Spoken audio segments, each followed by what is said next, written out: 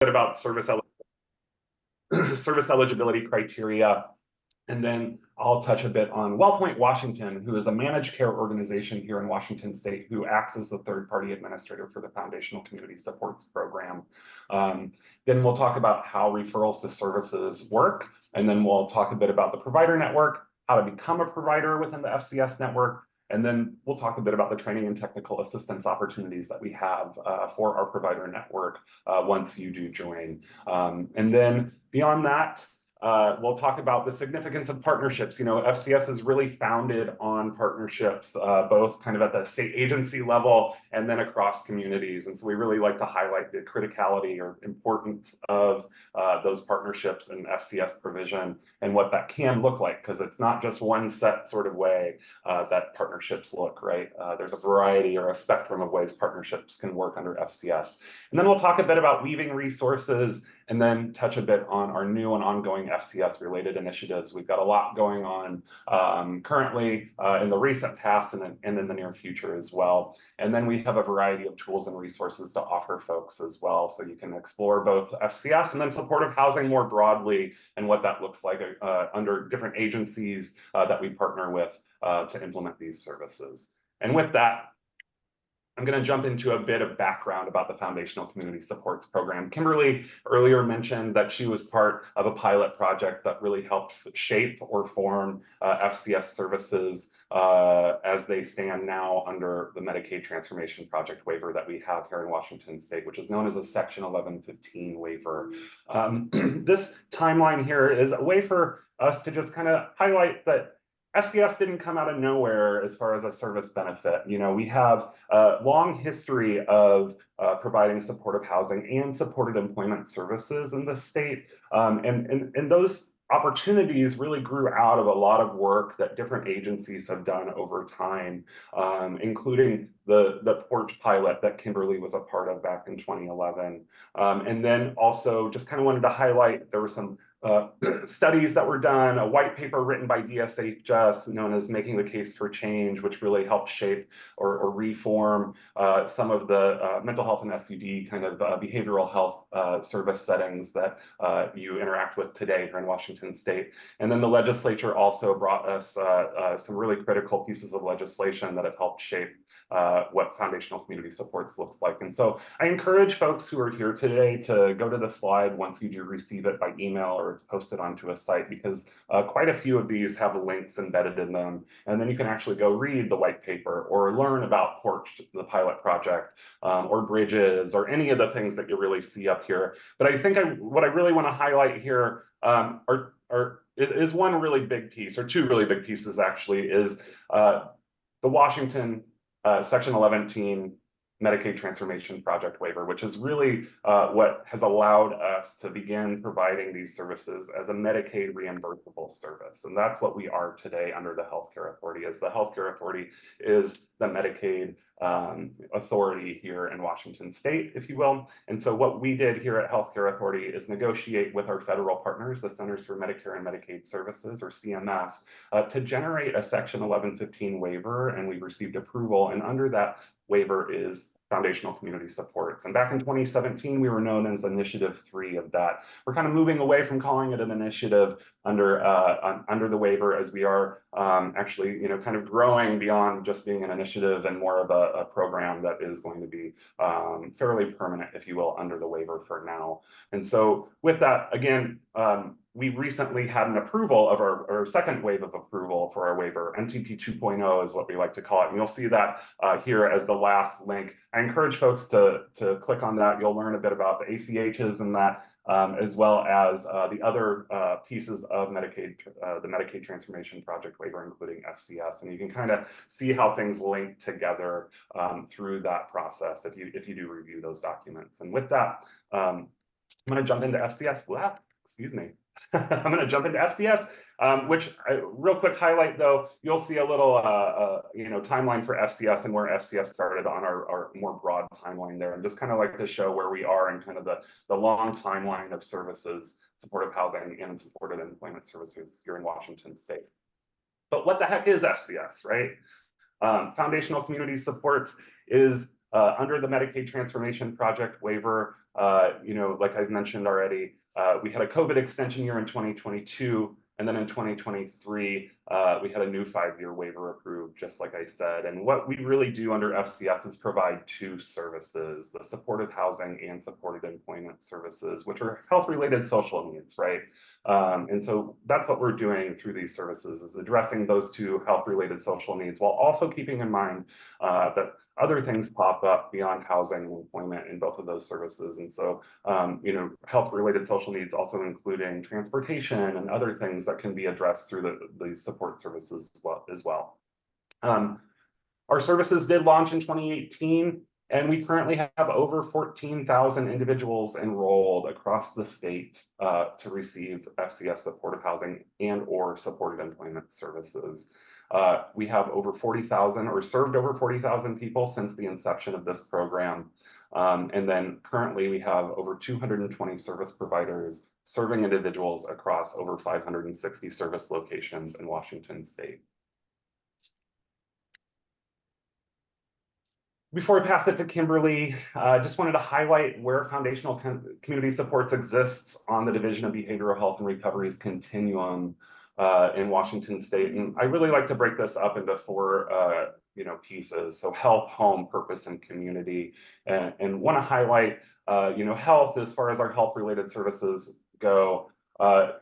Those services are provided when they're medically necessary, and they aim to address those health-related social needs that I was just speaking of earlier. So that's kind of, you'll see in our eligibility criteria that medically necessary piece does stand out, as we are serving individuals who are experiencing complex health issues, commonly behavioral health conditions. And so with that, we focus on the home space.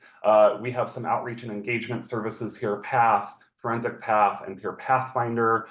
We also have HARPS, which is Housing and Recovery through Peer Supports, and then Forensic Housing and Recovery through Peer Supports. And if you're seeing FPATH and FHARPS and are not fully certain of what those are connected to the True Blood settlement here in Washington state. And so you're able to click on those links once you do get into the slide deck, and you can learn more about what those services provide.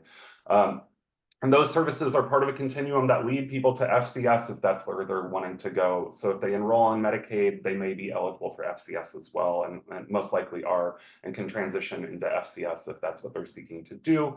We also support recovery residences and Oxford houses through the Healthcare Authority. And so we work really closely with the recovery supports team to build connections there. And then we also have Peer Bridgers, the host program, and more. And those are, again, really focused on home. Purpose, we would like to think of supported employment under FCS as a purpose generator, if you will, or a way to improve quality of life, as employment, really is connected to home too, but also as its own thing to improve quality of life. But as someone gets employed, housing becomes a little bit more affordable as you expand your access to housing through gained income. With that, though, purpose, we have clubhouse and recovery cafes here within the recovery support services sections, as well as community recovery support services. And then community, foundational community supports is really core to that too. I didn't put the link there. As it says it straight up in the name, FCS, foundational community supports. We're really connecting people to resources in their community that help them secure housing and employment of their choice. We also have a variety of peer services here on the Recovery Support Services Network. And then we also have a variety, a lot of peers working within our FCS network, as well as case managers. And just really want to highlight the importance of peers here in this space, as we've learned over time that they work really well as a connection to these services and provide really holistic support and assistance along someone's pathway to housing security and employment security. But with that, I'm going to step back and I'm going to pass it to Kimberly Castle so she can start jumping into the evidence-based practices that are used in foundational community supports. Kimberly? Thanks, Scott. I love that last slide because I started in DBHR in 2018 and there was 2 housing folks and like very little programming around housing when I started. And it's just incredible to see all of the growth we've had at the state, just serving people in housing and employment and beyond in recovery support. So Just makes my heart a little warm and fuzzy. So another thing that gets me really excited is foundational community supports is based on evidence-based practices. Way back in 2011, we'll go back to the porch days for a minute. We started utilizing evidence-based practices in a lot of our pilot projects to just see how they worked and to see how those outcomes came out, right? To really gauge the outcomes. And we found that using the evidence-based practices that we were using really did increase the great outcomes and the success stories that we were seeing through the folks that we served. And so in 2013, we were legislatively mandated at the state to use best practices or promising practices in our programs. And so when it was time to determine what that would look like for FCS, we chose the SAMHSA, Permanent Supportive Housing Evidence-Based Practice, which we also utilize in many of our other programs. You'll notice that the state, most of our programs do follow that evidence-based practice or promising practices around supporting people in housing first and supportive housing. And so we use that SAMHSA model, and it has 7 wonderful principles that I'm always happy to talk about, including things like choice, making sure people have access to housing, integrating people into their community so they want to stay and they feel like they belong, you know, really just making sure they're in decent, safe, and affordable housing, all the rights that they deserve as somebody that's has their own independent living and housing, making sure that we're really thinking about serving people well by doing the support services separate from housing in that way, and also just being really flexible in how we serve people. We're really there to, it's a community-based service, FCS. So we're really out there serving people where they're at. Same with IPS, individual placement and support. We use that for the employment side of our program and benefit. And as you can see, if you look at these principles, they have 8 principles, core principles. There's a lot more actually in the IPS model, but they're very, very similar across the 2 evidence-based practices. It's really about making sure people have choice, that they have access, that we're not excluding anybody, but that everyone has that same access to services and support that they need, that we're really making sure people get supported alongside them, whether that's finding a job or, you know, keeping their employment, and then really just making sure that we continue to follow along somebody, that it's not just about getting someone housed or employed, but that we're really walking alongside them beyond that to make sure that they are successful. And so these principles are really important to the work that we do out there to ensure we have quality services for our individuals. And I'm happy to always talk more about these if you have questions about these principles. All right, next slide, please. So we're going to touch base a little bit on the employment services. That is the one side of the house for foundational community supports. Again, it's really about that individualized services. So this is really about going out and meeting people where they're at and serving them in the ways that they need. And so they're doing a lot of job discovery, going through and doing job development to make sure folks have access to different jobs and employment choices. You know, the idea is that we don't want people to think that just traditional employment's the only path for them, but there's lots of different ways to go out and find work that fit them and their needs and what their capabilities are. And so we want to make sure that we have somebody walking alongside them and helping them look through that and discover those things that they might want to do. Making sure people are getting career advancement. We also do supported education. That's a big part of what we do here in FCS and in the employment side. You know, really making sure that we're going on and doing those follow along support. So it may not be just getting someone employed, like I mentioned, it might be just walking alongside them to make sure they're successful as they start work, and maybe they have challenges as they kind of move through that new job or whatever they're engaging in. Making sure that we are doing job coaching, and also that benefit planning and benefit supports is really big for FCS and supported employment. We're going to talk a little bit more about that later and in the presentation. Next slide, please. So FCS for housing, supportive housing, we have 2 sides of the house for this. We have the pre-tenancy support services and then the tenancy sustaining services. So really the initial, you know, tenancy support, going out and helping people have choice in what houses exist out there for them, right? So going out and working with landlords to really find opportunity for folks to have choice out in the community, making sure that we ask individuals where they want to live, who they want to live with, what that looks like for them, as we want to make sure. And we know that when people have choice in where they live, they do better and stay longer in those housing settings. So we want to make sure we're asking questions about what they need and also what they want for their home. Doing a lot of care coordination, developing community supports. We're going to talk about partnerships a little bit later. this is a really big part of the job that we do. We can't really serve people on our own. I always say it takes a village. So we need those community supports, not only for us to do our job, but for those individuals to really get resources in their community and know how to access those. We're going to be doing treatment planning all the day long, care planning, however you guys want to call those. We want to make sure people are setting goals, and it's their goals, and we're going to help them support to get through that. Of course, I said working with landlords, that's a big part of our job, not only to find housing, but to maintain that housing. We have to have really good relationships with the landlords that we work within. And so, really developing those relationships and learning to really not only understand that we're serving our participants, but that we're also serving the landlords that support us and having folks have housing. Again, benefit support, financial skill building, all those things that help people get into housing. And then we're going to help them by maintaining their housing. That's a big piece. And sometimes that's where the real work begins, I say, because maybe it's housing that's easy for them to get into, but it's that maintaining the housing. Maybe they've never had a home. Maybe they've never learned some of these life skills that help them maintain those things. And so that's where the housing specialist can really come in and support an individual.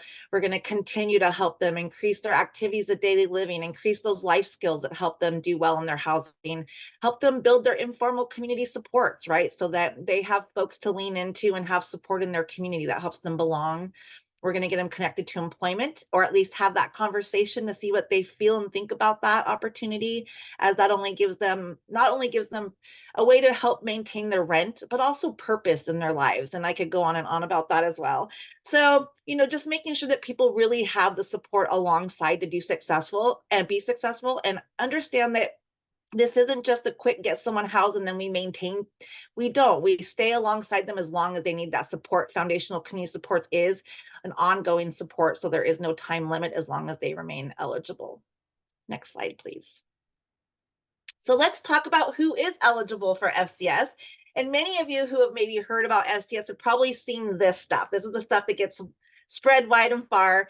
You do have to be enrolled in Medicaid. So if somebody isn't already enrolled in Medicaid, but maybe qualifies, we want to get them enrolled, authorized for services.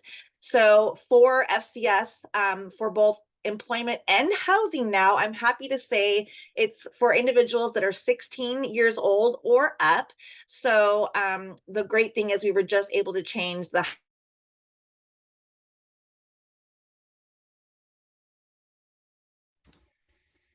I was wondering if that might happen. I think that Kimberly froze. So with that, I think I'll jump in and just take over this eligibility slide. So Kimberly was just talking about Medicaid enrollment being really critical for the eligibility criteria, and just kind of want to highlight that that's one of the first pieces that you need to have in place, which is that Medicaid enrollment piece. And then an individual will need to be, thanks Nicole, will need to be at least 16 years of age or older to receive FCS services. This might be a little different than what you've heard us talk about in the past, because in the past, supported employment services were the only service under FCS that were approved to provide services to 16 and 17-year-olds. So supported employment was 16 and up, and supportive housing was 18 and up until very recently. And so we recently made this change to 16 and up. And hi, Kimberly, you're back. It's good to see you. You're on mute now, though. Sorry about that. Zoom just decided to go away, and I was like, oh, what happened? So sorry about that. Do you want me to continue? Yeah, feel free. I was just jumping into the complex needs requirements.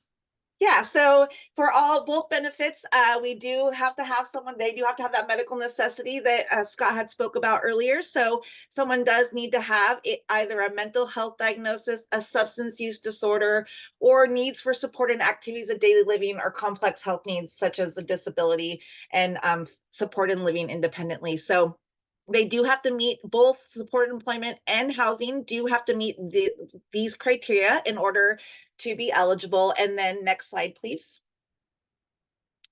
Then they do have to meet one of these risk factors. So for employment, it's a little bit different than housing. So I'm going to go over the housing ones really quickly, and then we'll go over employment. They don't have to meet each of these, just one of these.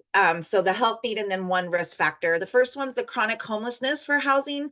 That is, we are using the duration that HUD uses of 12 months of homelessness, or 4 episodes in a 3-year period to equal out to 12 months of homelessness. So the great thing about foundational community supports that is a little bit different from other housing programs is we allow couch surfing or doubling up to count as homeless, as well as if you have an individual who's maybe not chosen to enter into any kind of HMIS system or coordinated entry, we do allow for self-attestation for chronic homelessness. So if they don't have a case manager or somebody that can attest to their duration of homelessness, they are able to fill out a self-attestation to be able to get authorized for services. And this is really a great thing because we know there are folks that choose not to enter systems for their own choice. And so we want to honor that. Next one is frequent or lengthy stays in an institutional setting. That counts as nursing, inpatient, hospital, Western or Eastern state, or incarceration. So if folks are going in more than 2 times in a year or have a lengthy stay of 90 days or more, they are eligible under this risk factor. The next one is frequent stays in a residential care setting. Again, multiple rotations in a 12-month period would make them eligible for supportive housing services. Frequent turnover in in-home caregivers. Many folks we work with sometimes rotate through in-home caregivers rapidly for a number of different reasons. And so if somebody is rotating through 3 or more in-home caregivers within a 12-month period, that would be somebody that would be eligible for foundational community support, supportive housing.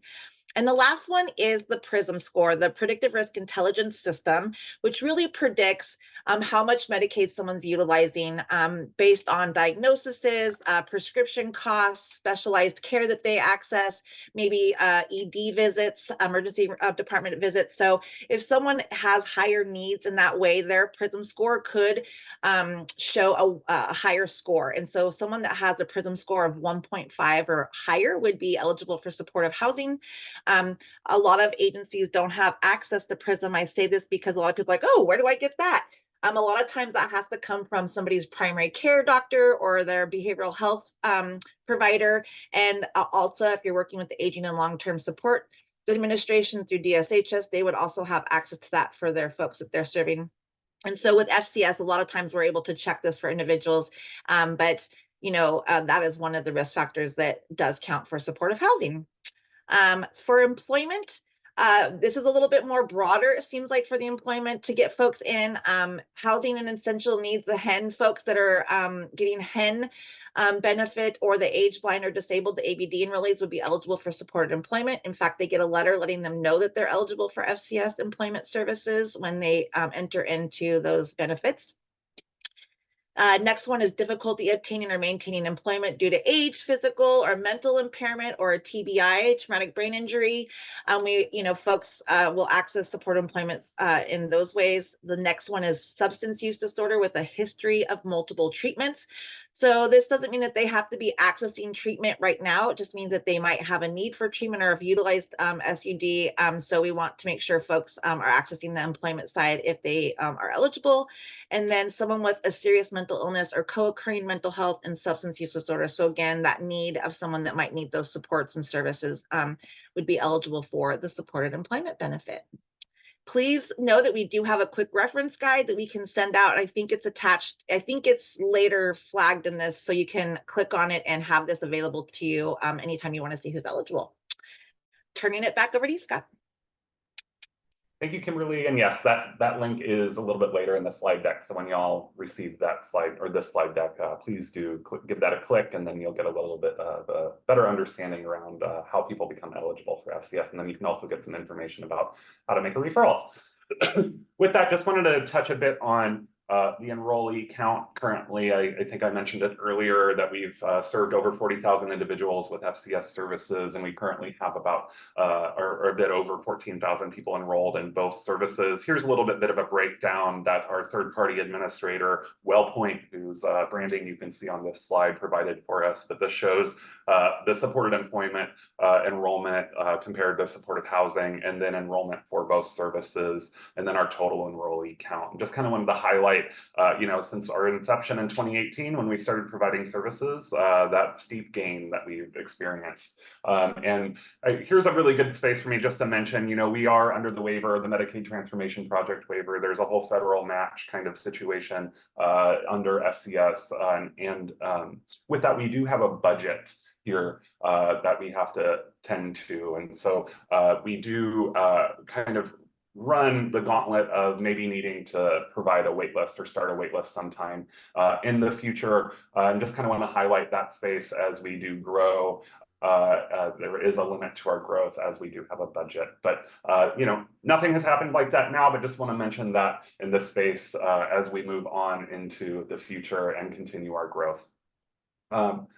Like I said, though, WellPoint Washington, a managed care organization, is our third-party administrator for the Foundational Community Supports Program. You maybe never have heard of WellPoint before. WellPoint is formerly known as, or the artist formerly known as, if you'd like to think of it that way, as AmeriGroup Washington. And so they've recently shifted from that AmeriGroup branding and name to WellPoint. And so please just take note that sometimes we may even say AmeriGroup these days, or maybe you'll even hear me say AmeriPoint or Well Group, because that's what comes out of my mouth sometimes. But all those names are WellPoint, our third-party administrator. But what they really do for our program is manage the FCS provider network. They also address the service authorization, so they authorize individuals for the services if eligible. They make claims payments and encounter tracking, or they report encounters and track encounters for us. They also, do some quality improvement work for us, and then also host an FCS advisory council. And I really want to highlight that space as something that is particular to our program. What that space is a space for enrollees, providers, and community members to come in and provide feedback for those FCS services and what their experiences with the services may be. So you'll hear about challenges and successes in that space. It's hosted by WellPoint, and we really use that as a space to gain feedback about the program. And so just encourage any current providers or future providers or enrollees to use that space as a way to help us make improvements for the program. Candace, both. I'm looking at the chat real quick. If we get to that point in the future, there would likely be a wait list for new agencies and for new clients. And that's, again, nothing that's happened quite yet, but could be a possibility in the future. And we would definitely be trying to put out some information about that before we made that change. With that, how would one make a referral to FCS services? So we have a no wrong door for referrals approach, if you will. And what we're really meaning by that is anyone can refer to WellPoint. And so with that, you'll see that link to the quick reference guide that I was speaking about earlier. That's going to have a lot of information on it about how to get in touch with WellPoint and make a referral for these services. What we often see is that a provider who is within the network submits a referral to AmeriGroup as they have that streamlined access and that relationship, as they have an FCS manager that's working at WellPoint. That is one kind of well-used pathway to getting connected to services. We also have a lot of agencies in different communities that work with another provider who provides the services, and so they may submit a referral on that provider's behalf, and then they get placed with that provider, or they would send them over to that provider, and then they would submit a referral through that provider as well. But really just want to highlight that anyone can make that referral so long as they get in touch with WellPoint via that quick reference guide link. You'll get the phone number and email address and how you would submit an online assessment for these services. FCS, we have a provider-facing page on WellPoint's site that provides a slew of information and has a link to the assessments. We have online assessments for both services that are often used as well. So just wanted to highlight that there's a myriad of ways to get into the program. That quick reference guide link is really going to take you to the information you need to take those next steps.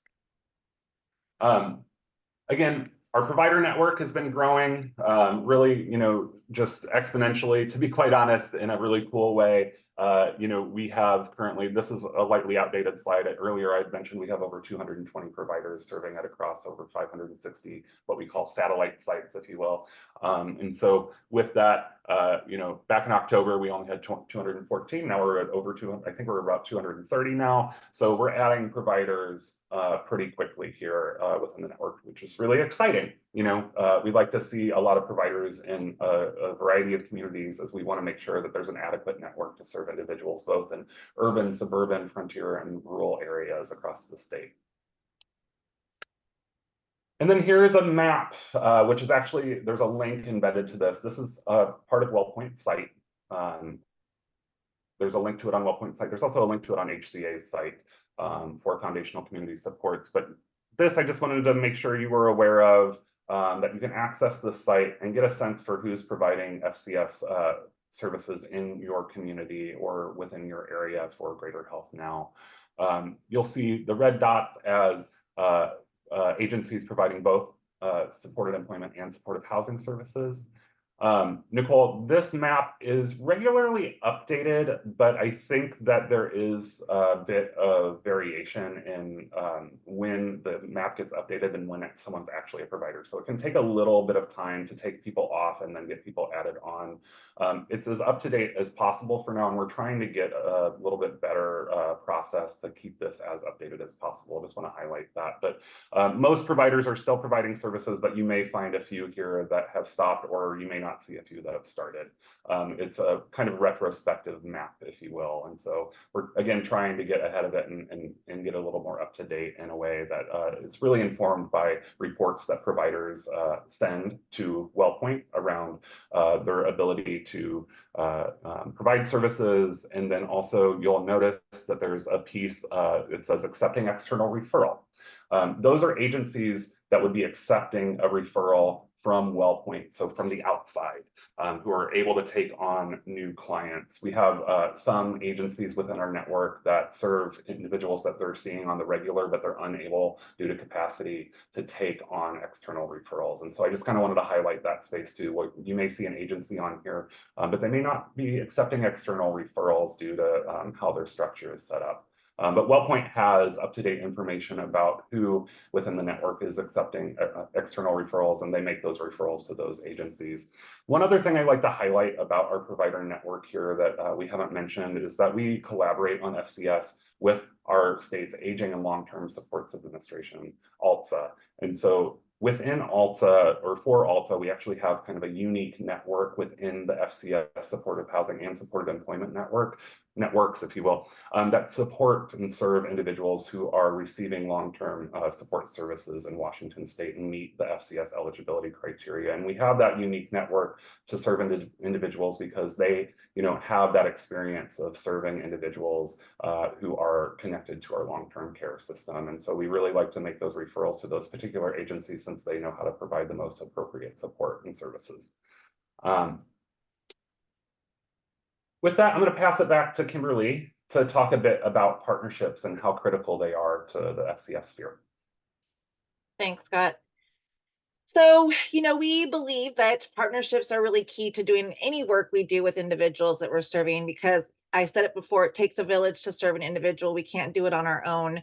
And so I just wanted to kind of highlight a little bit, that we as an FCS team at the state level have a lot of partnerships just to provide FCS to the state.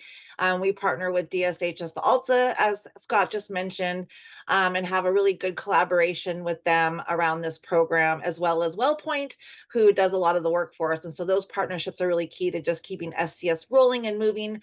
But we also have another really great collaboration with the Department of Commerce. We spend a lot of time making sure that we're aligning our program with other things happening and implementing out on the state and across, to make sure that we're really thinking about how we can work together to align what we're doing and to make sure we're filling the gaps and not duplicating services, but to ensure that we're really thinking about that holistic approach and how we can make sure that folks are getting served the way they need to be served. And so that starts with us at the state agencies to really collaborate and work together to make sure when programs are being designed and developed that we're doing that. And FCS collaborates quite a bit to make sure that we're thinking about all the other things that are happening and aligning that. We really believe in that partnership. It's really key, as well as it is out in the community. And so my previous role at an FCS was to be the supportive housing program manager, which was the trainer for Western Washington. And a big piece of what we talk about a lot is building those partnerships in your community. We can't do it alone. I mean, sometimes it feels like we're doing it alone, but we can't really do it alone. We have to have those folks who are supporting our individuals be part of the work we do. And we have to come together to wrap around those folks, whether it's their subsidy holder, maybe it's the community action partner, right? Maybe it's the individual that's having to receive some DOC services and they're in Department of Corrections, and so we need to support them in making sure they're making those visits and collaborating. Maybe it's the employment program and making sure that we're working together to serve folks and think about all their needs. Mental health providers are a huge piece of this. We want to make sure folks are getting served in behavioral health if that's what they're needing and wanting. And so having collaboration to make sure that someone's doing well and stay communicating, so that, sometimes, especially in housing, we could be the first person doing a home visit that shows that somebody's maybe not doing well. And so how can we collaborate with their behavioral health provider, their SUD providers, to ensure that they're getting the support they need to stay successful and hopefully not to move into crisis, right? And so those partnerships are. Like, I know when it's going to happen because I see the freezing. Hi again, everyone. Scott Tankersley here. I'm going to take over for Kimberly. I think she has hit it home pretty hard here. Partnerships are really core to foundational community supports and the work that we do. And there's just different shapes of partnerships out there. With that, I'll move on to the next slide, which is, unlocking the potential in your community. And partnerships are really core to what we're talking about here. Just by looking at the slew of people that have put their name and roles and agencies in the chat. A lot of you represent a lot of the squares that you see here on this page. And I think, the thing that we want to highlight is all these agencies and types of entities that are working in your community can have a connection to foundational community support so long as that they have connections to each other in ways that help support individuals who are eligible, get into the program and receive these services. And, I used to work with a fire cares program. I don't know if people are familiar with those. So doing follow-up with 911, case management, and I see, saw a really true connection there in that space for having a referral mechanism, to this type of service with providers that are providing this service in your network and other kind of crisis response services. I just highlight that space as, a lot of people are interacting with people who are experiencing these sorts of conditions and challenges, and having those MOUs, if that's what's needed to be in place, or informal kind of agreements with providers in your network, is a really great opportunity to be building those bridges to gain access or get people connected to these services and provide these supports more broadly. And maybe it's not your agency or your entity providing the support, but having the knowledge and the connection to make those happen, I think, is really critical across the state. And hi, Kimberly, welcome back. I just jumped in, but feel free to if you want, but we can also collaborate on this as I think Sure. we. I'm so sorry, you guys. I have no idea what's happening. Apparently the technology gods are not with me today. So just bear with me, and thank you, Scott, for being so on the spot with jumping in. So we do talk about unlocking the potential. Thank you for covering that. Coming from doing housing and homeless outreach, it really takes our community to come together. And there are a lot of resources that exist in your community, but you won't know if you get access to them without going out and asking. So, I always say go on that scavenger hunt of community resources and find out what's available for your folks and help them learn how to access them. There's so many great ways to do this. I always say you got to go out and just see it. And maintaining or generating partnerships doesn't have to be at any certain level. It can happen on all different levels of a team, whether it's the case manager going out and seeing an opportunity, maybe it's leadership, and find out with your agency what you're allowed to do or what what initiative you can take in building partnerships in your community, because they're so key to what we do. When I was doing Porch, we worked with our community action council. They carved out 50 vouchers for our folks, right? And so, but if we don't ask, we don't know. And that's what it's all about. So we got to generate some buy-in. We got to find out what our leadership is, open to, what other programs we want to partner with, who are those folks going to be, and then get buy-in on their end too. Let's do this thing. This could be really great for both us and you and the folks we serve together, right? A lot of times we're working to serve the same individuals. So really go out and engage those partners, find out what your shared goals are and define what that looks like. And I always say, keep it simple. A lot of times we overthink something right out of it working because we want to try to make things so complicated, and not necessarily because we're trying really hard, but sometimes the systems just create complications. And so try to keep it simple. It doesn't have to be a huge, you know, policy kind of thing. It depends on the level of partnership you're trying to create with someone, what that might look like, but just don't overthink it to a point where you just can't make it work. Partnerships can be really simple and work really well in our communities to support the folks. Have regular check-ins, staff with each other. You know, one of the things we talk about all the time in our program is, who are you collaborating with? Who are you going out and meeting with on a regular basis? What shared folks do you have with folks? And go out and talk and staff together to make sure we're really wrapping around those folks. Create MOUs or releases, whatever that might look like. It can be, like I said, different levels create different needs, but be thinking about that and then go out and make those partnerships happen.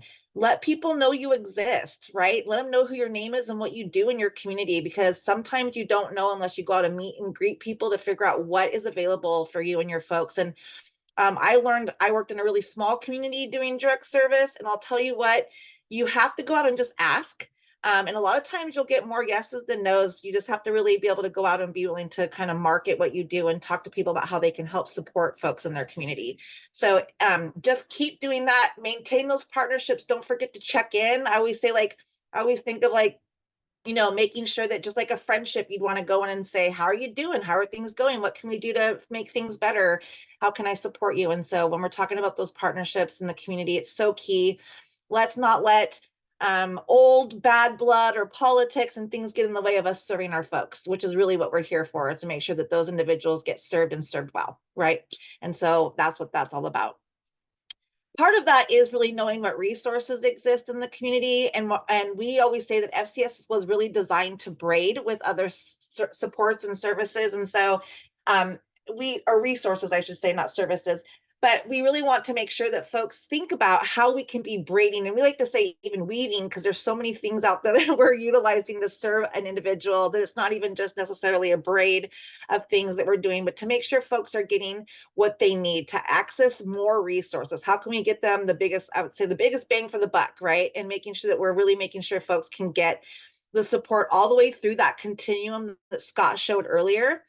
And so there's many ways that that can happen, but because there is a number of services and subsidies that exist across Washington and what that looks like. And so know the continuum of what is out there and the different programs that people can access and how they come together to work alongside each other. And we're going to talk about that in the next slide. So examples of how we can braid or weave things, you know, one of the examples I share a lot is, I don't know how many are familiar with the HARPS program, the Housing and Recovery Through Peer Services program, but a lot of folks enter the housing system through getting support through HARPS. And HARPS is a support, has housing supports or supportive housing program, but it also comes with some rental assistance, short-term and long-term rental assistance in some communities. And so one of the things we like to share is that somebody might enter the housing system through maybe the HARPS program, and they are maybe not on Medicaid when they first exit and the inpatient setting where HARPS is connecting to them, but they are Medicaid eligible. So maybe HARPS gets them on Medicaid, and we realize that that individual is can access foundational community support services, and that works for them. And so FCS was really designed to be long-term support again. And so that individual could maybe still be accessing HARPS funding while moving into foundational community supports for that long-term supportive housing services. So it's kind of that continuum of transitioning people over to that long-term support, and then HARPS can turn around and start serving another person or individuals coming out of those inpatient settings, and making sure those folks are getting served or at risk of entering the inpatient setting. So it's allowing us to serve more folks by thinking about that continuum and how we can support individuals ongoing with maybe blending or braiding those kinds of funding and services that exist. We also threw out some other examples on this slide of ways that we can braid or blend funding and services. An example is a person being discharged from the state hospital. They're accessing they could be accessing HARPs initially. They get rolled into FCS, like I mentioned, but there is other rental assistance that exist out there. So when someone enters into the housing system, maybe they're getting some short-term funding initially, but we really need to think about how they're going to maintain rent long-term. And so do you know what exists out in your community and who's eligible for those resources? That's really important because a lot of us in case management learn that sometimes the 2 years of a funding source can be gone really quick, and suddenly we're like, what are we going to do next for this person, or what is this person going to do to stay housed, right? And so we need to be thinking about that right from the beginning. What is out there? How can we braid the funding and the services together to make sure we're accessing what is available for our folks? And so we do have some really cool matrices that are tools for you as folks out there serving individuals. One is the housing matrix, and we'll make sure that you guys know where to access that. That tells you all of the DBHR programs, who's eligible, what services are there, and how to access those in their region, so that they can have some direct contact with what maybe they might be eligible in DBHR. We also partnered with Department of Commerce to create a subsidy matrix, and it has subsidies across the state from ALTA subsidies, Department of Commerce, HCA, and some youth subsidies on there to really share what are all the subsidies that exist. How do you access them? What does it pay for? And this is really cool tools for those of you out there doing direct service to really navigate and learn what may exist in your community and how to support individuals to maximize the support that they can get through not only supportive housing services, but the resources that exist in helping them maintain housing. Next slide. Do you want to start first, Scott, or do you want me to talk about discharge planner? You go ahead and jump into the discharge planners toolkit. All right. So while my Zoom's working, I might as well, right? So I had the pleasure of being able to really kind of lead the work on the discharge planners toolkit that we created at the Healthcare Authority. Really started, gosh, I want to say 2 years ago now. I spoke about those matrices. We had realized at some point that we really didn't have any way for people to see what all the different programs were that we had at the state and be able to, like, if you go on our website, you wouldn't know, oh, they have all these housing programs. And so we started building that matrix. And from that matrix, you know, we started having more conversations that we know that people are historically getting discharged from inpatient settings into homelessness. And we obviously want that to stop and end. And so one of the things we thought would be really cool is to create a toolkit that allows discharge planners who are historically not trained on the housing system to really have access to know what does exist for individuals and how to get them support in that housing piece of the work. And so we started creating this electronic decision tree, basically using that matrix to inform it among other things from other state agencies, including ALTA, DCYF, we have some folks at Department of Commerce who have contributed to this. And so we have that subsidy matrix kind of informing this toolkit as well. And the great thing is it goes through, asks a bunch of questions about that person's, maybe where they're living, if they are able to go back home after they exit an inpatient setting, or do they have to go back on the street? Are they on Medicaid? What are some of those things that we need to know about an individual? And it actually brings up the resources that they may have, that they may be eligible for based on our state agency, state resources. And then it goes into a further question, and it'll actually hone into what county they need to be resourced to, like where are they exiting? Are they going to King? So you pick King, and it'll bring up even more specific programs. It'll tell you what they're eligible for, what they might be eligible for, and also what they weren't eligible for. And it'll tell you why. It'll give you the rationale of why they may not be eligible for a program.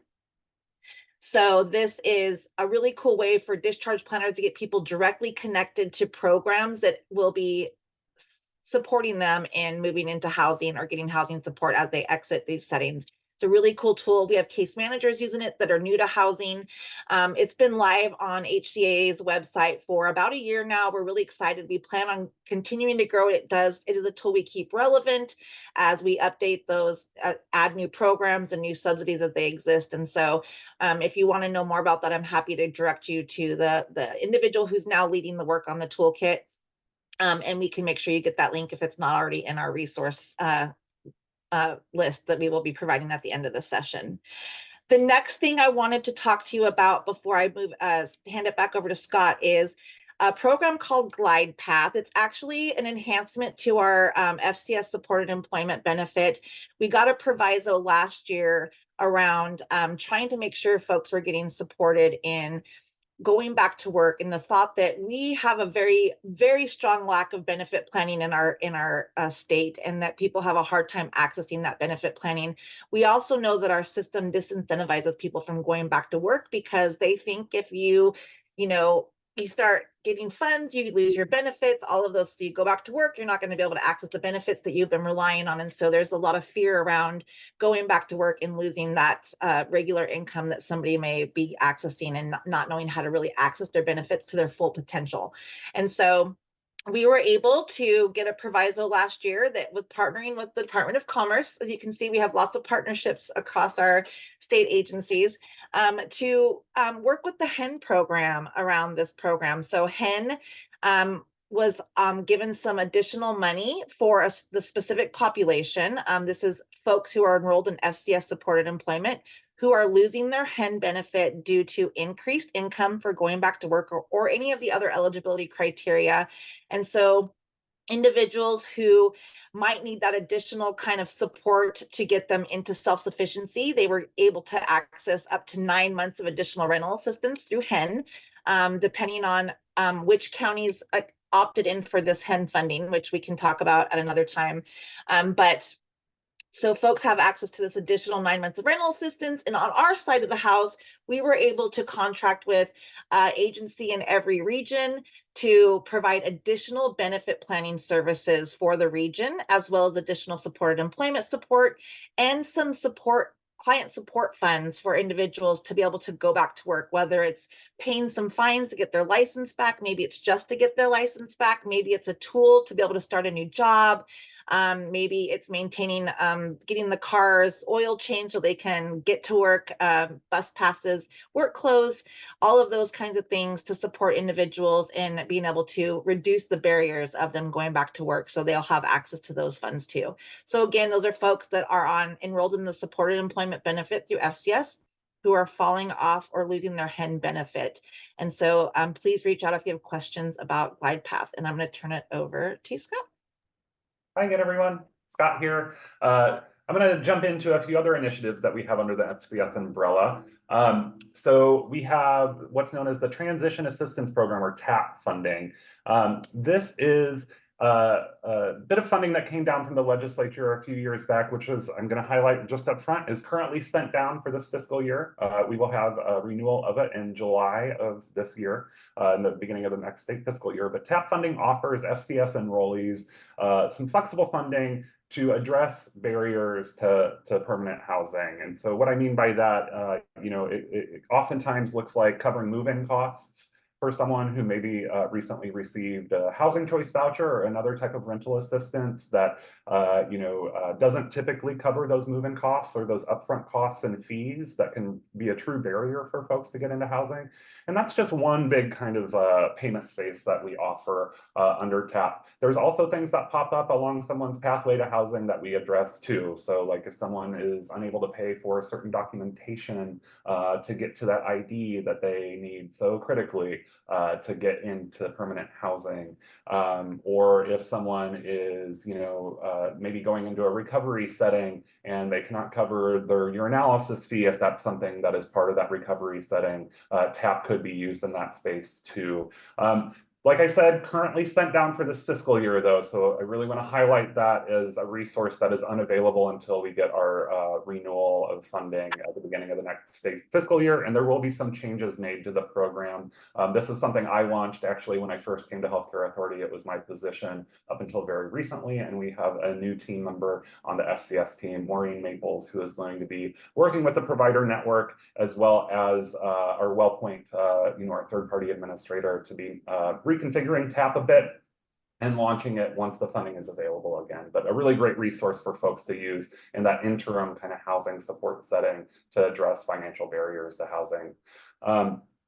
And then Apple Health and Homes, which is a really exciting new initiative that came down the pike a few years back during a legislative session, which I'm working alongside Kimberly and other FCS team members, as well as our cross-agency partners We have Commerce, who's playing a big role in their new Office of Apple Health and Homes, as well as Alta, who is a partner, a DSHS partner, and then RDA, or Research and Data Analysis, to really bring FCS supportive housing services together with bricks and mortar housing by way of Commerce's capital funding to build new housing, as well as specific rental assistance, long-term rental assistance to support individuals who are enrolled in FCS supportive housing. And you'll see a few links in here. I encourage folks to go ahead and click those, but I also have another slide that really kind of shows, in Washington State and beyond, there's a lot of siloing in the housing and health world. And we know that bridging those silos is really what's critically needed to be bringing some of these systems together and to generate kind of system level housing stability opportunities for folks. And so what we've done under Apple Health and Homes, or what's been directed for us to do, is collaborate with the Office of Apple Health and Homes. So FCS, the team members at FCS are working really closely with the Department of Commerce's Office of Apple Health and Homes, which is new under that bill. It created that office over at Commerce. And we're working with DSHS, Alta, and RDA to bring these three legs of the permanent supportive housing stool together. And what you see here are those three legs of the stool: the capital funding to build housing, the support services to help people find and maintain housing, and then the rental subsidies to help people afford housing in their community. And it's really, focused on choice. Again, we are working really closely together to figure out a really great way to bring people who are current enrollees of FCS supportive housing. So if people are coming into the program right now and they meet the Apple Health and Homes eligibility criteria, which is ever so slightly different than the FCS supportive housing criteria. So it's a initiative that's going to be serving a subset of individuals who are eligible and enrolled in FCS supportive housing. And the two kind of pieces that have been taken off of the Apple Health and Homes initiative is the high turnover or frequent turnover of caregivers eligibility criteria, as well as the PRISM risk factor eligibility criteria. So I just highlight that as a slight difference, or I don't want to call it a misalignment, just kind of a different kind of subset that we're working with to address folks that are currently homeless within the FCS supportive housing sphere so they can access long-term housing. And so a launch date for that will be announced soon. Apple Health and Homes has already launched at the Department of Commerce, as they've already began, the Housing Trust Fund dispersal process for generating housing under the program, but we have not launched the rental assistance part. That's the up and coming piece that you'll be hearing about shortly. With that, we have a lot of new changes. Like you already heard a little bit earlier with the age eligibility criteria under supportive housing, it's a really exciting opportunity for us to be jumping in and providing supportive housing services to eligible individuals who are 16 and 17 years of age. So slightly different than what you may have heard of before, as we were only 18 and up prior to this change, but we were really excited to get this opportunity granted to us through CMS, or the Centers for Medicaid and Medicare Services. With that, though, we know that 16 and 17-year-olds have really unique pathways to housing, as it may not be legal for them to be signing a lease. And so with that, we're working within our provider network and beyond to learn about what those experiences could be for individuals as they make their way towards permanent housing with FCS support. And with that, I just encourage providers within this network here, if you have that experience, to please reach out to us, because we would love to hear hear about your experience with serving individuals at that age, what the unique housing experiences or housing instability experiences of folks that age might be under your perspective, so that we can be generating a really good kind of training type materials for providers within our network to support individuals at that age. And so keep your eyes out for that down the line. One thing I mentioned earlier is we have a lot of training and technical assistance at the state. I'll talk about that here in a second again, but really we offer that as a way to implement best practices and promote best practices within our network. And it's not just within our network, though. I say that, and then I also want to encourage folks that are not part of our network to access these trainings, because they're for you too. We have a calendar linked in this PowerPoint that I just encourage folks, if you're, dabbling into the supportive housing space, not totally certain, same with supported employment, not totally certain, kind of what it feels like, looks like, or means as far as a service type, to be going into that calendar and exploring what we have, because as a case manager or former case manager in this program, some of the things that we offer were things that I really could have used, like such as we have a really cool training, Buried in Treasures, which addresses people who may be exhibiting hoarding behaviors, which can be something that can pop up once someone is housed, or even prior to someone being housed, and kind of just a really nice way to kind of learn how to address or work through some of that, as it is really critical to housing stability. Another piece that's going to be shifting here soon, we don't have a launch date yet, but something I didn't mention about our service authorizations earlier is that they are in 6-month increments for both services at this point. Okay, and so if a person is meeting eligibility criteria upon their entry into FCS, that is the eligibility criteria that will establish their FCS service eligibility moving forward. So if they no longer kind of meet that eligibility criteria later because they've gained access to a home, that's okay. They don't need to remain homeless to maintain FCS supportive housing services. Really what we want to be doing is offering that long-term tenancy maintenance and support with the services. And so that's what we do. We just use that initial eligibility criteria to establish eligibility moving forward. But with that, we do authorize services in 6-month increments as they need to be medically necessary, if you will.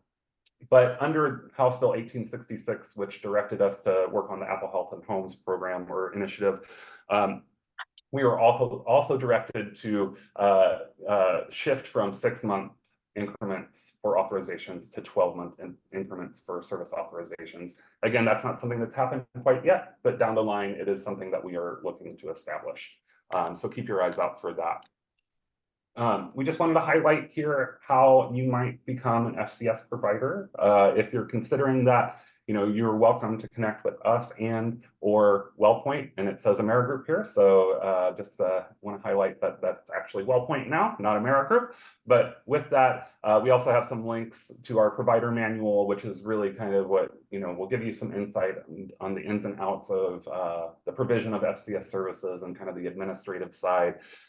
You'll also see a link to our FCS page at WellPoint, or WellPoint's FCS page, both the provider-facing page and the enrollee-facing page. And then you'll see a link there for Provider One access. And if you're not a Medicaid provider now, Medicaid requires access to Provider One, which is a system that we use here at the state as far as tracking folks who are receiving care through Medicaid. And so with that FCS being part of the Medicaid sphere, it's really critical to have access to the Provider One system so you can check someone's eligibility prior to providing services to them. As we are in healthcare, we want to make sure they're connected to their healthcare so you can get that claims reimbursement.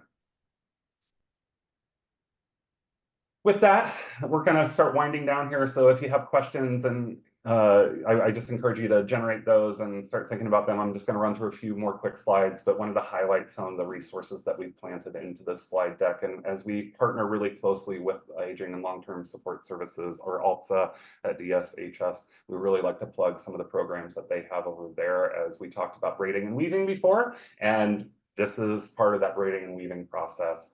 And so you'll see a slew of information around ALTSA's housing programs, as well as I know they have some supported employment programs. I think that we may want to update this slide, but with that, this is the housing focused slide, and you'll see information about GOSH and other housing opportunities through ALTSA. You'll also see some additional resources here to help with FCS.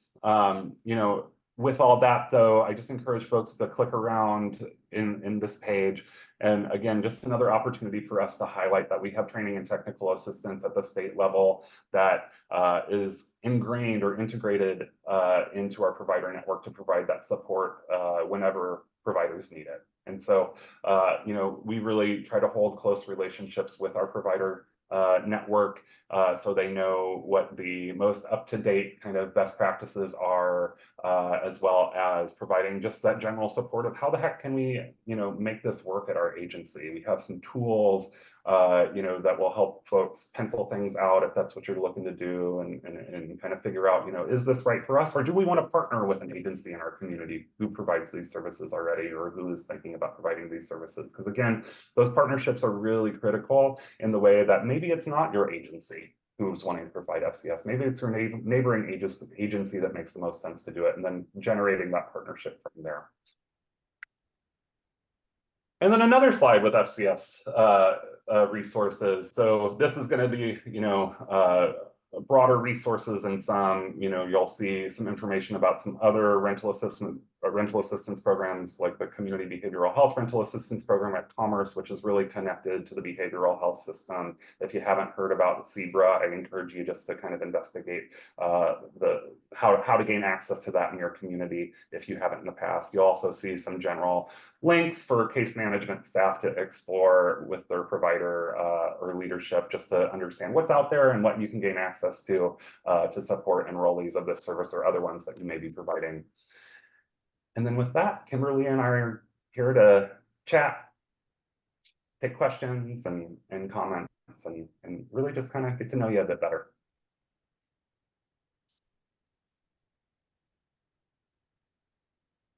I think we addressed some questions in the chat throughout the slide, but I just also, Martine, I don't know if we missed any, or if anyone has any kind of on this side to let us know. Yeah, no, there's no questions in the chat. I've been checking it, so there's no questions in there for you guys. I just do want to thank both you, Scott and Kimberly. Whoa. I got questions. There's people, that would leave some room if people want to think about it. Don't close them out yet. We can't just let Scott. Yes, Scott and Kimberly, we thank you. Kimberly, don't jump off or freeze, okay? I was gonna just thank him and then leave. I was like, don't jump off. No, we're not. We're giving time. Okay, go for it. I still have other information. Go ahead. We have a question. Somebody raising their hand. Not Doug. Yep, Hi, that's me. I don't know why my name came up as Doug. Doug's on this webinar too, but my name is Robin Reed. I'm with the Kittitas County Health Network. I was just wondering if you could maybe talk just a little bit more about what it takes to become a provider, what that looks like in terms of administrative burden, if you are a provider, and then, anything like what the reimbursement looks like. Kimberly, do you want to tackle that one? Do you feel? Yeah. I want to make sure you guys can hear me right, just making sure. Yeah, so, becoming a provider, I always talk to people about when you're implementing FCS, thinking about how you're going to start out. So some folks really started out small and kind of eased themselves into the FCS pool, maybe took on 5. And then as they build their capacity, then they can hire another staff. So it depends on kind of the rate of how you're wanting to be a provider, what you would want to be thinking about. I always tell people for the administrative thing, be thinking about your growth and how the program may grow across time to really build in some administrative support in the fact that you are dealing with authorizations and getting people authorized for services and that billing piece. So thinking about the infrastructure of who would be doing what is really important when you're thinking about becoming a provider. Is the case manager is going to be just doing case management? Are they also going to be billing? Do you have an admin staff that can kind of take on some of that additional support? If you have leadership that is also carrying a caseload, you want to consider that as if somebody is going to be doing all those authorizations or whatever that may look like. So really thinking about how you want to start out and kind of build your program and be thinking a little bit ahead when it comes to administrative piece, because there you do have some administrative work that will be done to get people authorized and make sure you have the documentation to do that work, as well as thinking about the billing piece of the pie. So some bigger agencies have billers that do, have a billing department that take that on, or are you a smaller entity that's going to be kind of taking that on in your separate programs? And so be thinking about that as you're thinking about staffing. One of the other things I want to mention, in all of the technical assistance we have the 4 trainers that are on our team, 2 for housing and 2 for employment, that are available to you all for helping you walk through implementation, or even just the kind of contemplation stage of being an FCS provider. We have a lot of support to get you kind of the information you need, or the tools to kind of think it through. We also contract with 5 national TA organizations to support our technical assistance work. And one of them is the CSH, Corporation for Supportive Housing, that helped us build or help us create a budget tool to kind of help you look at your program and staffing and what it would take to really make FCS work within your agency. And it's a really excellent tool to be looking at, you know, units you'd be billing. What does that kind of look like for you as an agency to be able to make it pencil, right? And so I can make sure you guys get those additional tools. If you want to reach out to me, I put my email in the chat. I can make sure you get connection to some of those. We have a ton of tools, y'all. I just want to say that because what we did at the state was the training team decided what did we want when we were doing direct service that we wish we had to make this work and do the work. So we didn't want you to have to be out there recreating the wheel. So there's a lot of tools that exist that are already implemented, including policy and procedure templates, assessment forms, intake paperwork, all those kinds of things that you guys might be having to spend time building for a new program. You don't have to do that because the FCS team has already built in a lot of that stuff to offer to you. And you can either take it or leave it, but it's there for you so that you're not starting from scratch. So there is a lot of support there. I just wanted to offer that up too. As far as reimbursement. Oh, thank you, Scott. It's in the chat, but I'll just go over kind of the supportive housing. It is a per diem rate. So that's a daily rate. So when folks get authorized for that 6 months of authorization, they get 30 units for that 6 month authorization. And so when you look at it across like an average, it's like might be 5 units a day, but a unit is a daily rate. So that's 5 days on average.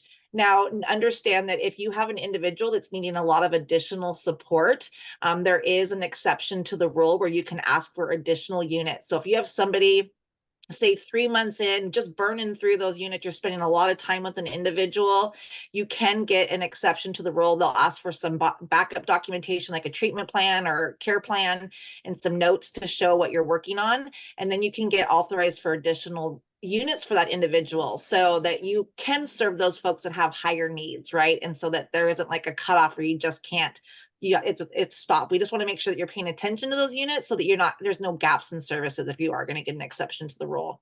So per diem rate, a daily rate of 112 per day for supportive housing. And so you could be serving someone for 15 minutes to 3 hours that day, you're still going to get $112 for the day, right? And so that's what it looks like to bill for supportive housing. For employment, it's a little bit different. It's billed by 15 minutes of service, so it looks a little bit different. Same amount of units, really, but it's just broken up a little bit differently. And Scott put that in the chat. So they get still those 30 hours, but it looks like 120 units because it's 15-minute increments instead. And so they get $27 for the 15-minute unit. Thank So you it looks.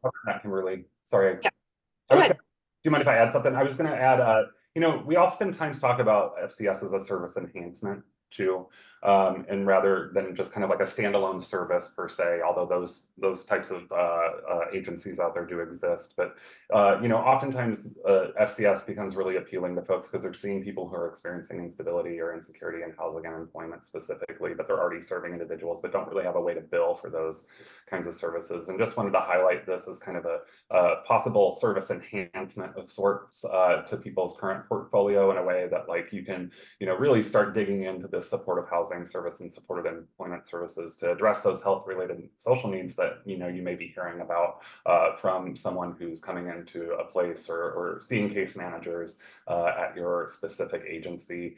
And just wanted to highlight that kind of enhancement, approach to the services you may already be providing.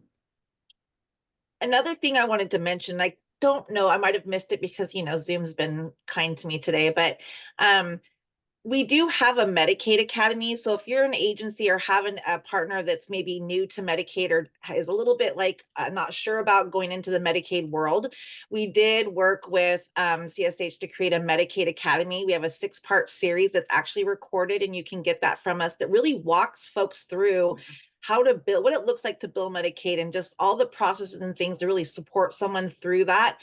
Because we don't want you or somebody to not think about doing this because it's Medicaid and it seems a little scary. We want to make sure people have support through that work. And so we did create a Medicaid Academy that walks through all of those kinds of ins and outs of being a Medicaid billable agency.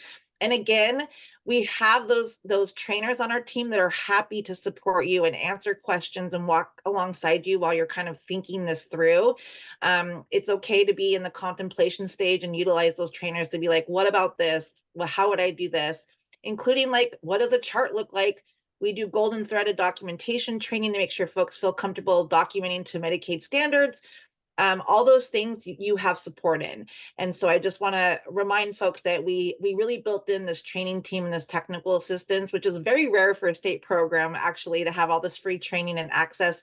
But to make sure that you guys were successful in implementing this program, you guys are the proof in the pudding out there doing the work. And so FCS wouldn't work without folks going out and doing this work and providing these services. And so we want to make sure that we're there alongside to support you in all of the successes and challenges that come with implementing a new program.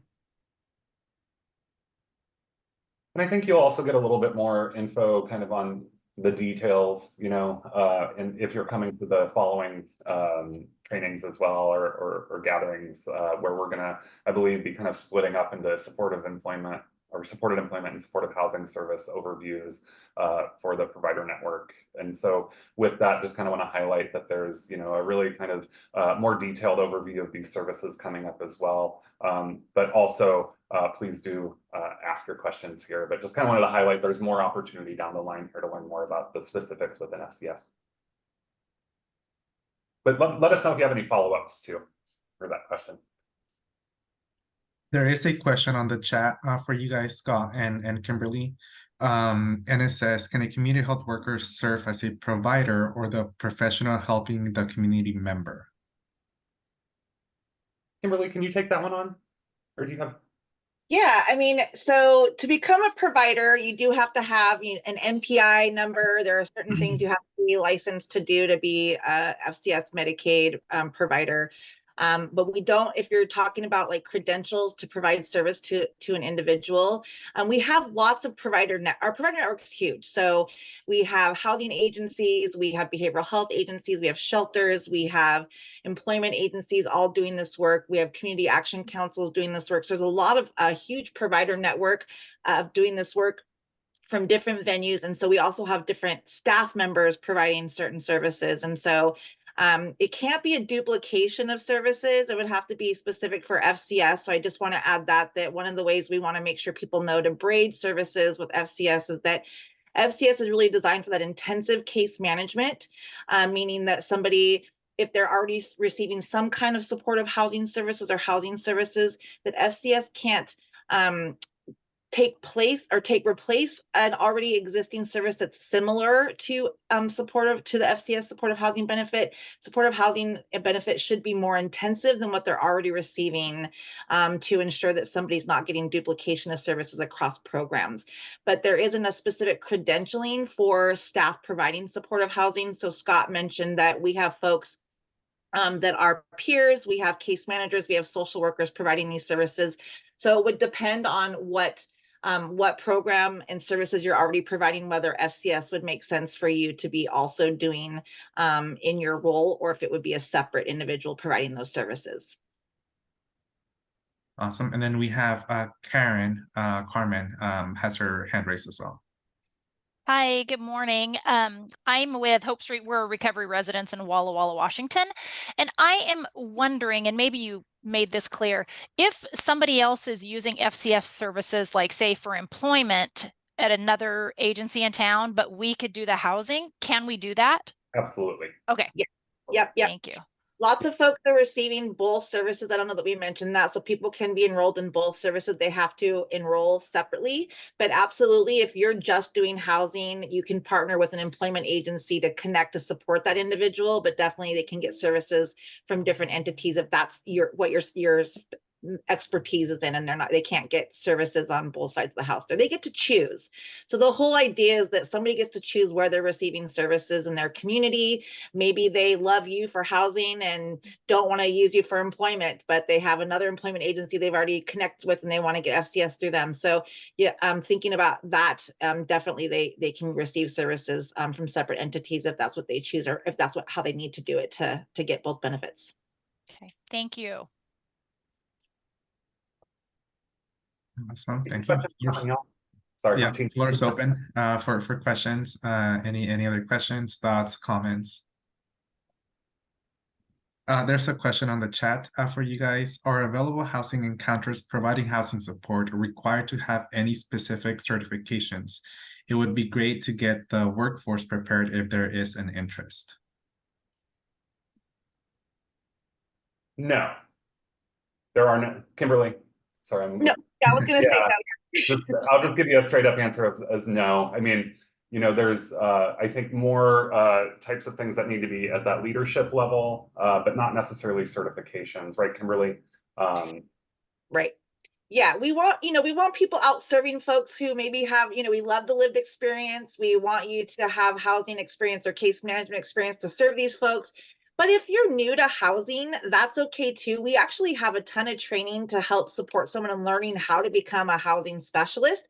If you go to our Pathways to Housing website or our Pathways to Employment websites, we have really cool resources for continuing ed and training on the evidence-based practices. There's one on how to become a housing specialist that really walks someone through. It's a virtual module, 4 parts that walks you through working with someone from unhoused into housing and beyond. Really cool work and stuff that someone can be doing and training, in their free time. But they're great resources to onboard staff that are new to housing and employment. And so it's not about really the certifications. There's no certifications to provide these services. The agency has to have licensing that's specific, that's meant for this work. But for staff members, we want folks who are doing the work, that love this stuff, that understand housing, that have lived experience is even better. But anybody can really provide these services and we have tons of training to support that ongoing need to make sure staff is trained up. That's the other great thing about FCS is, like I said, that training's there. So you guys aren't spending as much time onboarding staff. You have us to help you. Thank you, Kimberly. Are you able to put the link to access the evidence-based pathways and the training into the chat? Yeah, it looks like Scott just put the training calendar link into the chat. And I can definitely get you connection. Do you want the evidence-based practices do you want the pathways that has a ton of resources on it? Because we have those in the PowerPoint, or I can give you links to like the SAMHSA's evidence-based practice, the toolkit itself. We can make sure you have that as well. So let me know what you need and I'll make sure you guys have that. Thank you so much. Sure, any and all resources, maybe just an email with any and all, that'd be great. Okay, perfect. Martine, I might just send you a list of things if you guys want to send that out to your network in some way. We can do that. Okay. Thank you, Martine. And then Maddie, just wanted to highlight too, you'll get access to this slide deck too, and those last 3 pages have a ton of links too, but I think that it'd be good to send something out if possible with all those links, just so everyone has access to them. So thanks. We'll make sure you get those. Kimberly, we were talking about about HEN earlier and the HEN letters and making sure folks knew that they were eligible for FCS employment. Does it say on there, because I've seen those HEN letters plenty of times before, and sometimes they don't have all the most information. Does it have like your local FCS provider or a list of them or a link? I don't know when I was a case manager, sometimes I just get handed this letter like I don't know what it means. And so I don't actually think that they do, but that is a good point, and I can actually take that back to our DSHS partners to talk about that. I think the challenge with that is that our provider network is ever changing in some ways, and we can't always determine which ones, like Scott said, our map's not completely like current because our provider network is asked to report back to us on whether they're going to accept external referrals, those kinds of things, and so it's a little bit difficult to send letters out. They're going to be completely accurate with maybe the most up-to-date information about who would be accepting an external referral or who their community FCS providers are.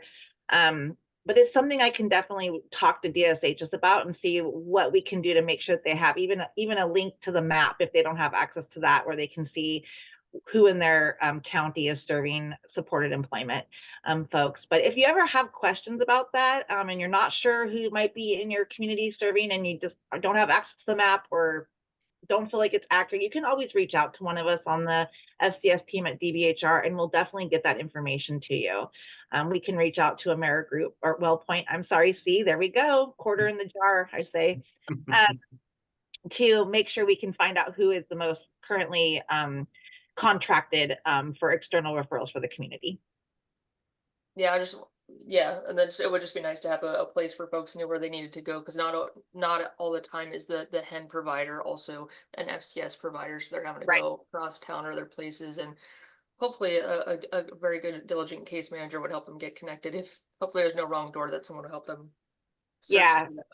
We're hoping Glide Path will help build some of that bridge across the partnerships between FCS and HEN as well, a little bit stronger, because the Glide Path agencies will be partnering closely with those HEN providers and the other FCS supported employment providers in the regions that they're working within.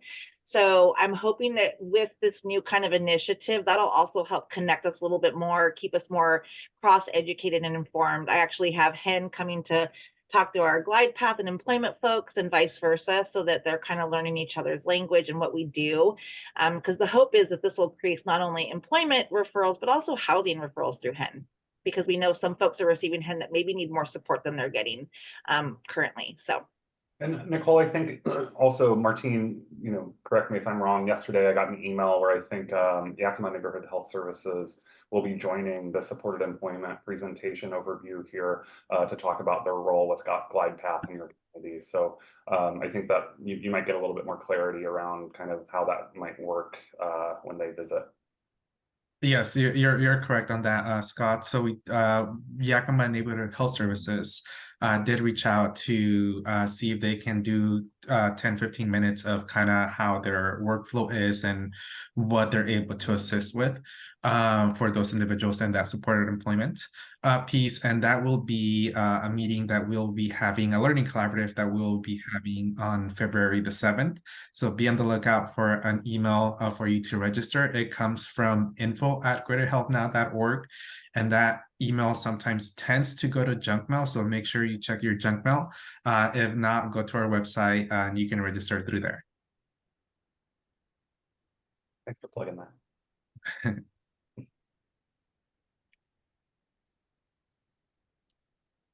All right. Any other burning questions that you guys have in your heads?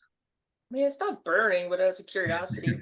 I appreciate that you opened it up to 16 and up, but had working in youth case management and homeless, like under YHDP or Office of Homeless Youth. It's great to have those services to young people who don't have stable housing. Is there technical assistance then offered, or some way to navigate like the legal system? Because I know I'm working with young people like, yeah, I need a place to live, and you're like, well, are you emancipated? Because I know it's hard to navigate the legalities of that and finding a home. Yeah. Oh, sorry. I mean, even me, I'm just like Google. I'm like, I don't know either.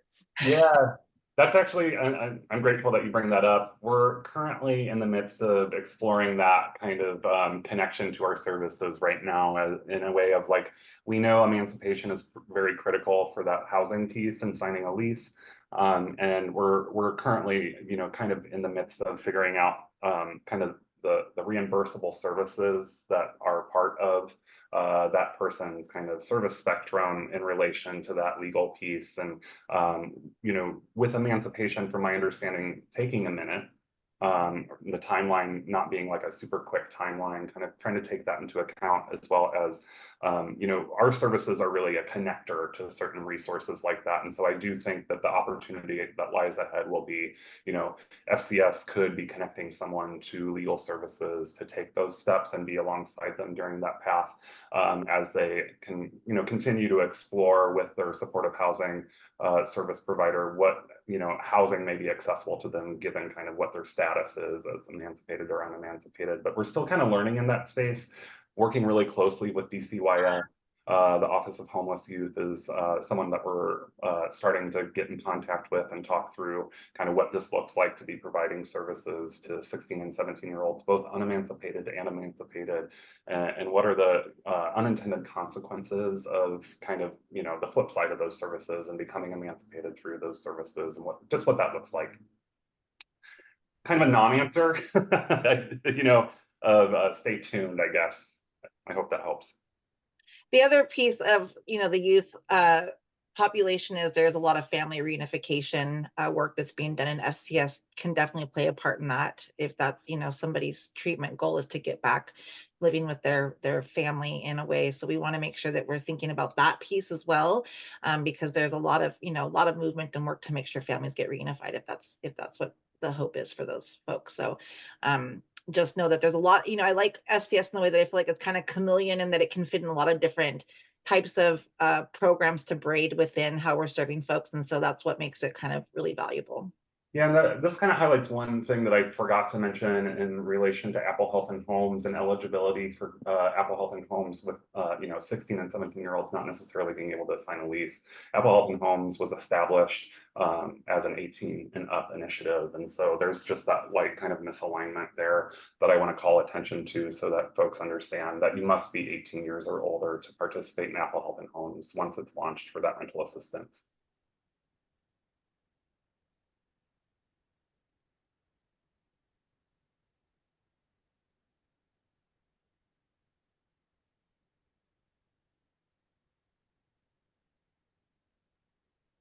All right, any more questions? Go ahead, Scott, if you have. I was going to say, we've got another hour, so we can hang out if you want. Right. Yeah, we actually might be giving you the gift of time today. I thought it would take a little bit more time than it did. So look at us, Scott. All right. And just want to plug, sorry, Martine, just want to plug our emails, you know, are at the end of the slide deck that you'll be receiving. You know, maybe now is not the time to ask the question if it's not fully complete in your head, or maybe you just kind of want to hold on to it for a minute and think through it. Please don't hesitate to reach out to us by email. We're happy to either just give the answer that way, or if you're looking to meet and discuss services more and what it might look like for you at your agency, that's another opportunity for us as well. Sounds good, Brian. Thanks for coming, Karen. Yeah, thanks everyone for having us today. We really appreciate it. You know, we are very excited about this program, and just really can't do this work without you as the provider network doing the work that's, you know, really out there serving our individuals. And so please feel free to reach out, ask any questions you have as they come. We are available to you, and we just thank you for your time today to allow us to come share this. And please stay tuned for the housing and employment learning collabs that are coming up in your future. You'll get to meet our great training team and learn more specifically about those evidence-based practices that we talked about today. Yeah, and if you're looking just to spread the good word of supportive housing and supported employment, we're happy to jump into other community conversations as well. So just want to put that out there. I know, you know, a lot of communities are really interested in these services or services that are like them, and we just, you know, really encourage the community conversation, and we would love to take part. And that's kind of how this presentation came up. You know, there was a conversation in your community where I met Nicole, and we kind of blasted off from there. And so just really wanted to highlight the power of partnering in that way too.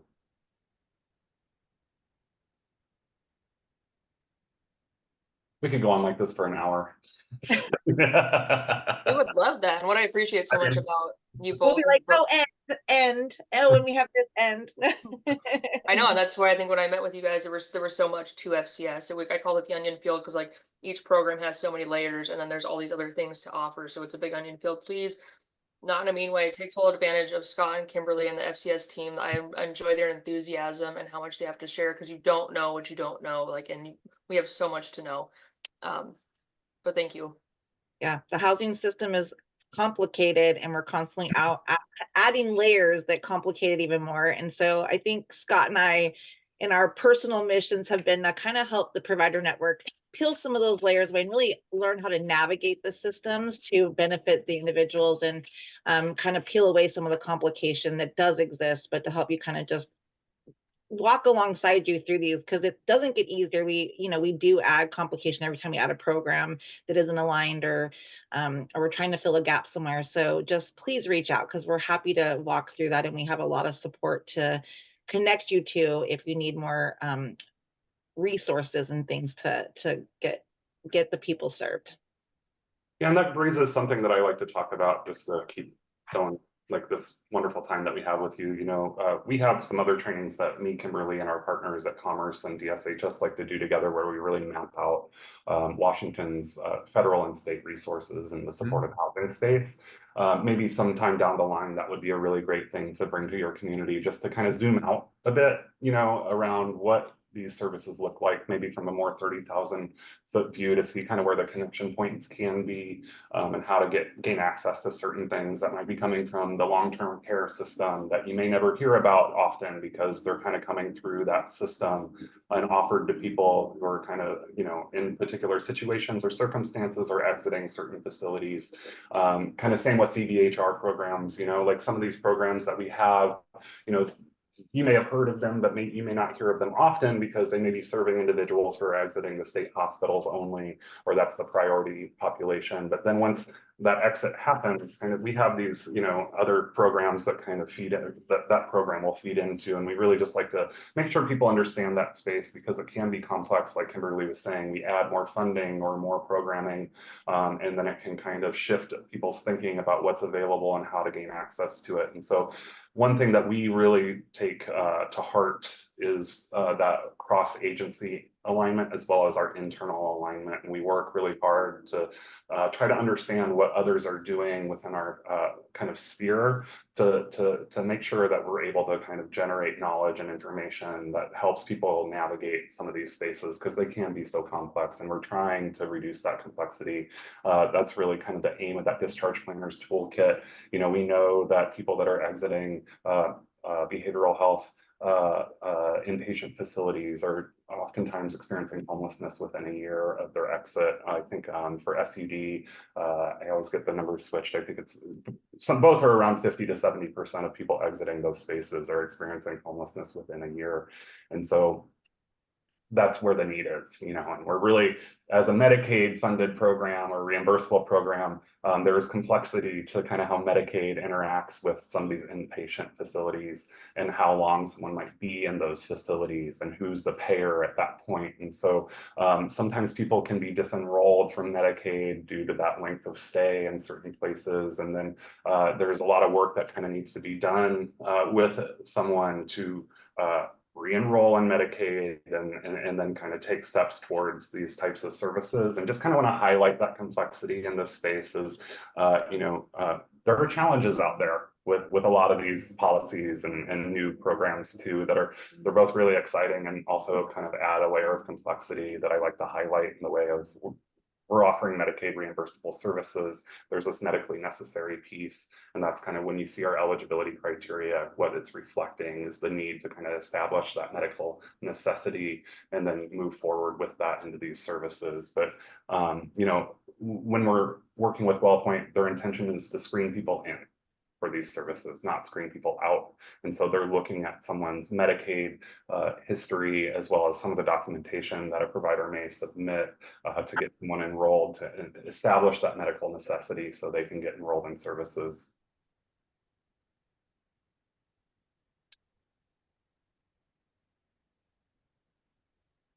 Brian, I know you said you were going to email, but I see you on the screen, so I thought I'd just call you out. I hope that's not inappropriate, but you can always ask your question here if you feel like it'd be beneficial to others in the room, but no pressure, Jill, no pressure.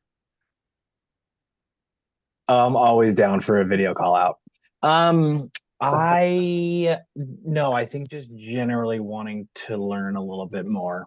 I missed the first part of this, and so I'm just kind of curious as to how the services that we offer at Rod's House could be eligible for FCS, and how we can kind of weave it into the work we're already doing. So real excited to have a follow-up conversation with y'all. Awesome, that's great. Yeah, we're happy to meet. And also there's going to be 2 follow-up presentations. One's going to be really focused on the supportive housing side. The other is going to be focused on the supported employment side. I encourage you to attend those, but we can also set up a meeting on the side just to kind of talk through your questions and curiosities about the program. That sounds great. Cool. And then never mind. I'll send an email. We're good. Sounds good, bro. Thanks so much.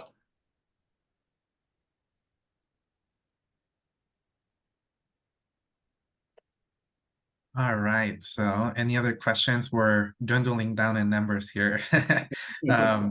But again, thank you so much, Scott and Kimberly, everyone that attended today. For those that are still on the call, the recording will be on our website, greaterhealthnow.org. The slides will be there, and we'll also send out a blast email with the slides for you guys to have. Thank you so much for the opportunity, all. Thank you. Thank you. You guys have a great day. Talk soon. Bye-bye. Bye. Take care.